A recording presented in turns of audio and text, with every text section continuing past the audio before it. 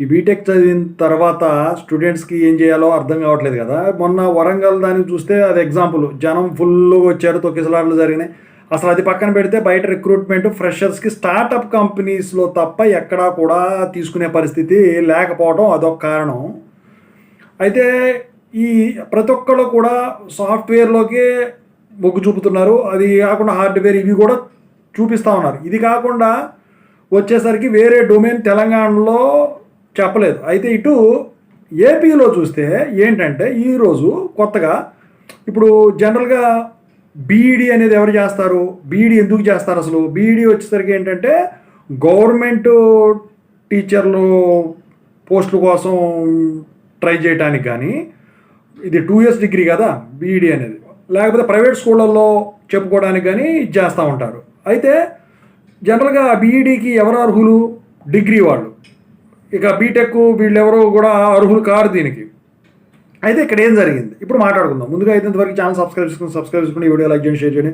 మీకు ఏమైనా డౌట్స్ ఉంటే కాల్ మీ ఫోర్ ద్వారా కాల్ చేయొచ్చు. Telugu engineering education telegram channel join అవ్వండి. Telugu engineering education YouTube channel, JNT university updates channel, work support channel subscribe చేసుకుని మీకు ఉపయోగపడుతుంది. ఇక టాపిక్లో వెళితే ఇటు ఏపీలో వచ్చేసరికి ఈ బీటెక్ వాళ్ళు కూడా ఈ ఎడిసెట్ రాయడానికి ఎలిజిబుల్ అని చెప్పేసి తాజాగా నోటిఫికేషన్ వదిలారు. చరిత్రలో ఎప్పుడూ జరగలేదు. అయితే ఈ బీటెక్ వాళ్ళకి వచ్చేసరికి మ్యాథమెటిక్స్, ఫిజిక్స్ మెథడాలజీస్, అదే ఫిజికల్ సైన్స్ మెథడాలజీ ఏదైతే ఉంటుందో ఆ సబ్జెక్టులకి వీళ్ళు ఎలిజిబుల్ అని చెప్పేసి. ఎందుకంటే మ్యాథమెటికల్ నాలెడ్జ్, సైన్స్ నాలెడ్జ్ బాగుంటుంది కదా ఇంజనీరింగ్ వాళ్ళకు.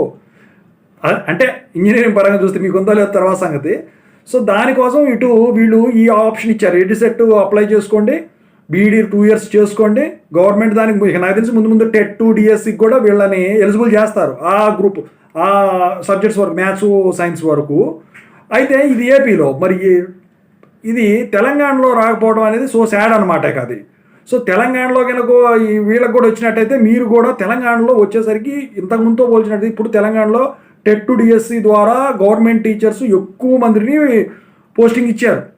సో మీకు బాగా బెనిఫిట్ అయ్యేది అది. సో అది లేకపోవడం అనేది మీ దురదృష్టమనే అనుకోవాలి. చూద్దాం ముందు ఏమైనా చేస్తారేమో.